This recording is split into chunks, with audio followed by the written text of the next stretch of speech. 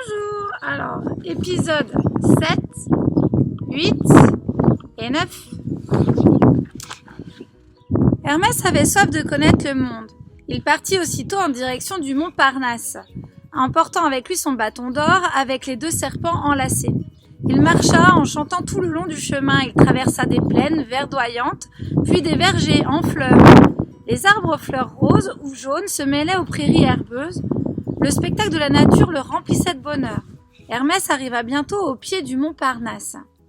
Cette montagne n'était pas aussi haute que celle des dieux, mais elle était sombre et froide, malgré la chaleur du printemps.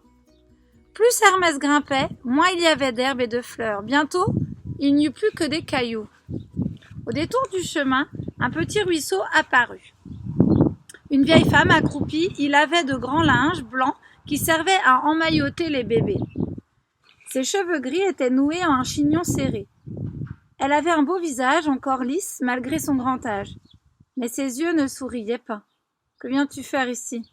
lui dit-elle rudement. « Je viens de la part du grand Apollon, qui vous aime si fort. »« Ô nourrice, répondit Hermès, je voudrais apprendre à prédire l'avenir. » La nourrice se fixa durement. « Pourquoi veux-tu savoir ce qui va exister?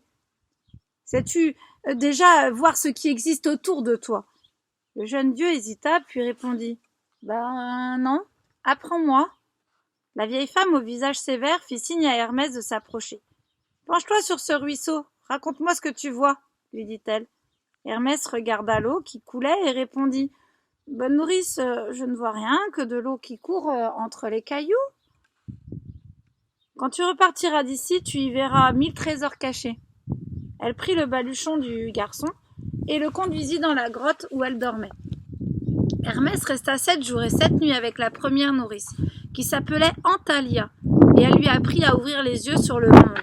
Elle lui apprit à observer la vie sous un brin d'herbe, à sentir le parfum des fleurs, à reconnaître le goût du miel et celui du sel, à aimer les caresses du soleil et du vent, à écouter la voix de la terre, à entendre le murmure des étoiles. Au bout du 7e jour, Antalya retourna au bord du ruisseau avec Hermès et lui demanda « Penche-toi sur cette eau qui coule et dis-moi ce que tu y vois. » Hermès s'accroupit au-dessus du ruisseau et voici ce qu'il dit. « Ah, je vois la courbe dansante et gracieuse de l'eau qui court. Je vois les éclats d'or du soleil qui se reflètent à la surface. Je vois le petit poisson argenté blotti sous cette pierre. Je vois l'algue verte qui ondule au courant. Je vois l'insecte qui glisse en patinant et je vois les traces des pas des animaux venus boire. Je sens l'odeur fraîche de la mousse et celle des jacinthes. J'entends la musique des gouttelettes qui frappent le rocher. J'entends les libellules qui frôlent l'eau de leurs ailes vibrantes. J'entends le chant des petites grenouilles tapis derrière les brins d'herbe. » Hermès s'arrêta un instant. Il plongea les doigts dans le courant et porta une gorgée à ses lèvres. Et je retrouve le bon goût de la terre et du soleil dans la pureté de cette eau. Hermès avait trouvé la clé d'un univers invisible. Seul celui qui sait attendre et celui qui sait regarder peut y entrer. Antalya sourit et dit « Hermès, tu sais voir ce qui existe autour de toi maintenant. Tu peux poursuivre ton chemin. Va voir ma sœur plus haut sur la montagne. Elle pourra peut-être t'aider. » Le jeune dieu remercia chaleureusement la vieille nourrice pour tout ce qu'elle lui avait appris. Il reprit son bâton d'or et il repartit, impatient de découvrir les autres mystères du monde. Épisode 8, où Hermès apprend à deviner l'avenir. Hermès marcha longtemps. Au détour du chemin, il rencontra soudain une autre vieille femme. Elle étendait sur un fil de grand linge blanc qui servait à emmailloter les bébés. Les tissus mouillés claquaient au vent froid qui soufflait fort à cette altitude. Cette femme ressemblait à celle qu'il venait de quitter, mais elle était beaucoup plus vieille. Dans son chignon serré, les cheveux d'argent étaient plus nombreux que les mèches noires. Elle avait le même beau visage qu'Antalya, mais déjà parcouru par de nombreuses rides. Ses yeux ne souriaient pas. « Que viens-tu faire ici ?» lui dit-elle rudement. « Je viens de la part du grand Apollon qui vous aime si fort, ô nourrice, » répondit Hermès. « Je voudrais savoir ce qui va m'arriver. Je voudrais apprendre à prédire l'avenir. Et je viens aussi de la part de votre jeune sœur, qui m'a enseigné à regarder le présent. » La nourrice se regarda durement. « Pourquoi veux-tu savoir ce qui va exister ?»« Pour savoir qui je suis, » répondit Hermès. « Crois-tu vraiment que la réponse se trouve dans l'avenir ?» dit la nourrice. Hermès répondit en souriant. « Apprends-moi et on verra bien. » Alors Hermès resta 7 jours et 7 nuits avec la deuxième nourrice qui s'appelait cette fois Rosanna. Et elle lui apprit à deviner l'avenir. Rosanna lançait des petits cailloux ronds et doux dans un grand bassin d'eau. Les cailloux, en retombant, traçaient de jolies formes en l'air, puis sous l'eau. En observant ces formes, la nourrice pouvait prédire tout ce qui allait arriver. Le premier jour, Hermès l'interrogea sur ce qui serait sa vie plus tard. « Tu seras très aimé de ton père, et tu auras une belle place auprès de lui, » lui dit Rosanna. Et elle ajouta, « Ta vie entière, tu seras un grand voyageur et un immense curieux. » Le deuxième jour, Hermès chercha à savoir ce que sa mère deviendrait. « Maria sera toute sa vie fière de toi et heureuse de te savoir parmi les dieux de l'Olympe. » Les jours suivants, Hermès apprit à deviner lui-même ce qui allait se passer en suivant la chute des petits cailloux ronds et doux dans l'eau. Au bout du 7e jour, il était devenu maître dans l'art de prédire le futur. Pourtant, le jeune dieu ne se sentait toujours pas satisfait. Alors lui demanda en souriant Rosanna, « Es-tu content maintenant? Tu es satisfait?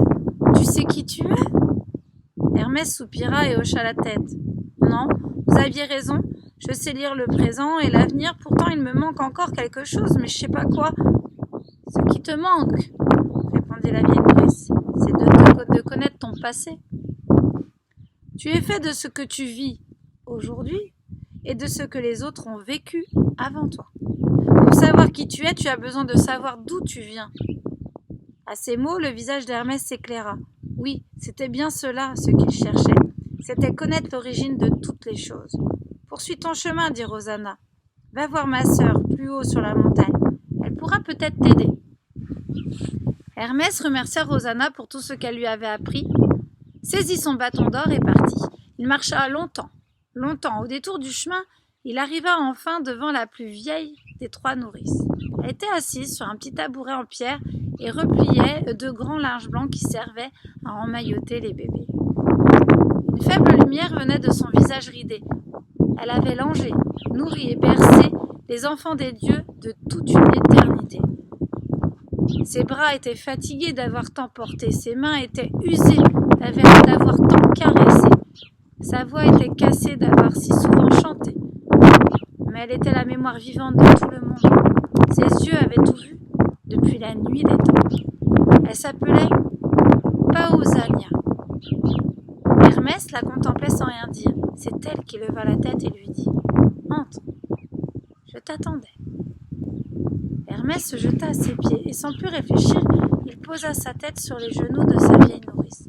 « Je t'en prie, raconte-moi la naissance du monde, » murmura-t-il. Elle mit sa main fripée sur les cheveux de l'enfant et lui demanda « Es-tu bien sûr de vouloir connaître cela, petit ?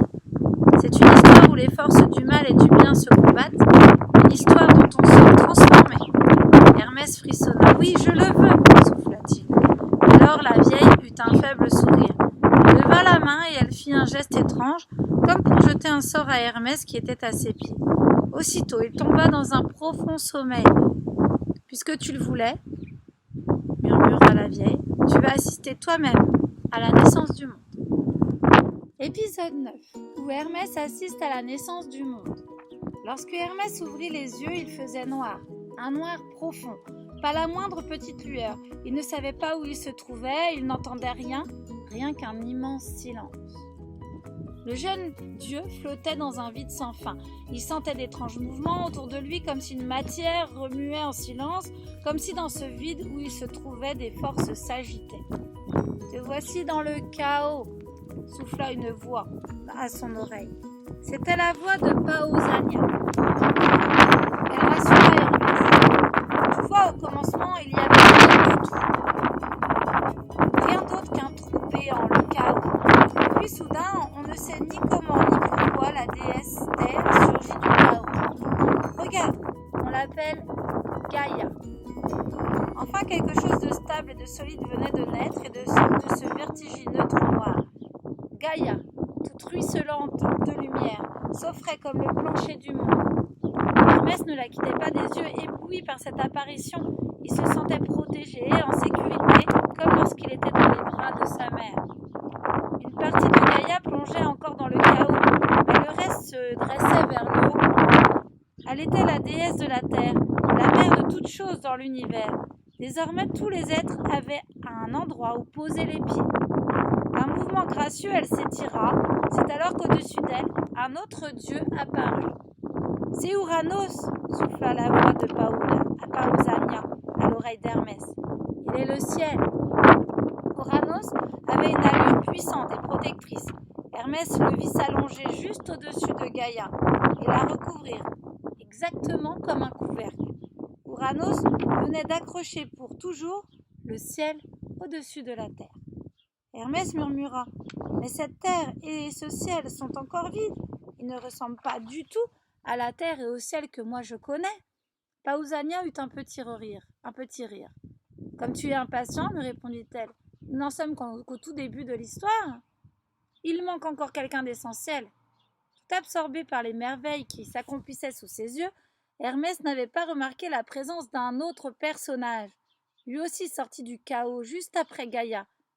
C'était un vieillard à la longue barbe blanche. 2 ailes argentées étaient accrochées dans son dos. Il s'était assis tout près d'Hermès et regardait avec tendresse la rencontre de Gaïa, la terre, et d'Uranos, le ciel. « Comme c'est beau !» dit-il soudain. Ces mots firent sursauter Hermès. « Mais qui es-tu » demanda le jeune dieu en découvrant son nouveau compagnon. « Je suis Eros, » répondit le vieil homme. « Je suis le dieu qui amène l'amour, car rien ne peut naître sans amour. » La voix d'Eros était agréable. La bonté qui se lisait sur le visage du vieux dieu inspirait confiance à Hermès.